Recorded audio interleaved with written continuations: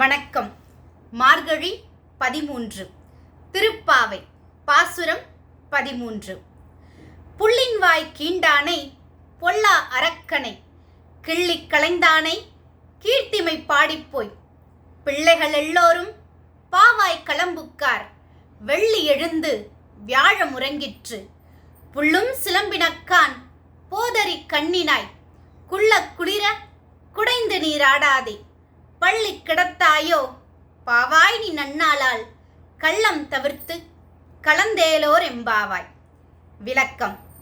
பறவை வடிவம் கொண்டு வந்த அசுரன் பகாசுரனின் வாயை பிளந்து அழிக்கவும் பிறன்மனை நாடிய ராவணனின் தலையை கொய்யவும் அவதாரம் எடுத்த நம் நாராயணனின் புகழை போற்றி பாடியபடியே நம் தோழியர் அனைவரும் பாவை நோன்பு இருக்கும் இடத்திற்கு சென்றாகிவிட்டது.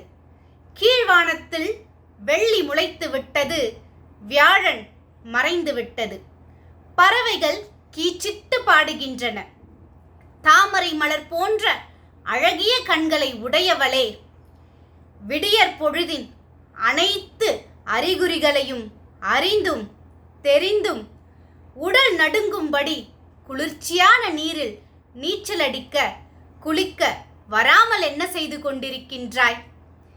அந்த கண்ணனின் புகழை பாடும் ஒவ்வொரு நாளும் நன்னாளே.